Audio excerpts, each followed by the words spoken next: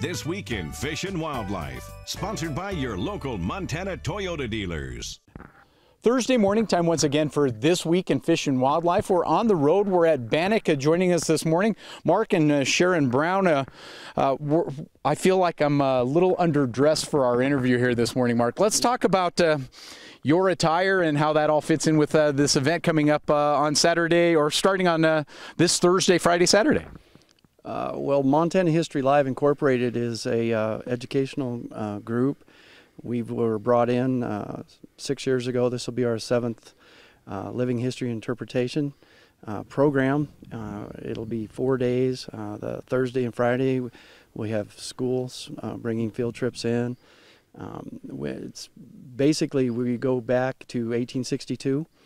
And we'll be in a tent city where the finding of the gold was, our first year was the 150th anniversary of when John White came from Colorado and found gold in Grasshopper Creek behind us.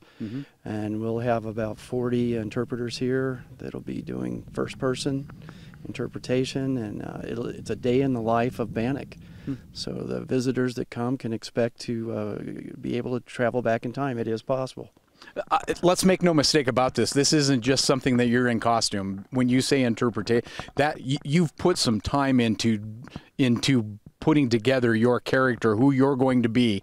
And when we come here, it's going to be as close as you could be unless you actually did go back in time. It's heavily researched, and our docents come from 7 different states. They come here. Most of them are experienced, either retired from or currently working with the National Park Service.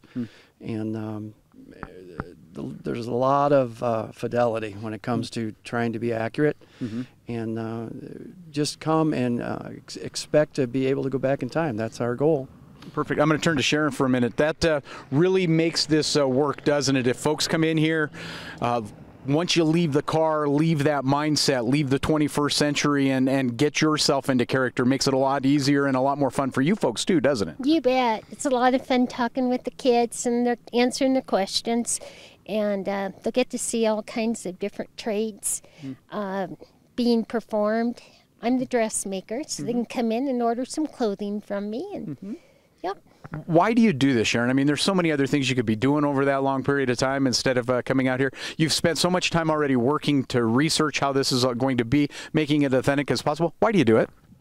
Because we love history. We've been doing this for 40 years now, and my husband traveled a lot with the Coast Guard, so we were able to experience a lot of different history from a lot of different parts of the country. But you put it together and you see the kids, and it's not like they're reading something out of a book anymore. They're actually experiencing it, and you see it click. It must be fun because it's got to be different every time. I mean, literally every little group that comes through, it's a different experience for you as well. You bet. You obviously enjoy what you're doing. Very, very much so. That's perfect. Again, Mark, just give us the nuts and bolts of when this is going to be so folks can make some plans to come over here to Bannack. Sure. From 9 to 5. Each day except Sunday, so Thursday, Friday, Saturday, and Sunday. On Sunday, it'll be from 10 until 2.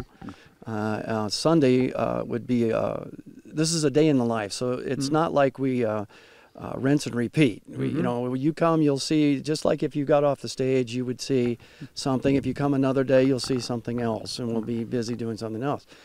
We do have a period church service on Sunday. That is in the Methodist Church down here that was dedicated in 1877. So that's a pretty unique, and that's a one-time thing, as many of our things are going to be. All right, you drove in a car, you got here in a car, you're going to be here for a period of days a little further back in time. What's that like for you after you've spent a couple of days doing this? Well, that's what we constantly, those that are immersed in this, or obsessed, some would say, we're always seeking that time travel, you know, and you get these seconds that you actually feel as if you've achieved that, and that's the payback for us. Education is important, but we're in it for ourselves too, and we're able to go back in time, and that we're just always hoping for that to happen. It always happens in Bannack. Bannack's magic.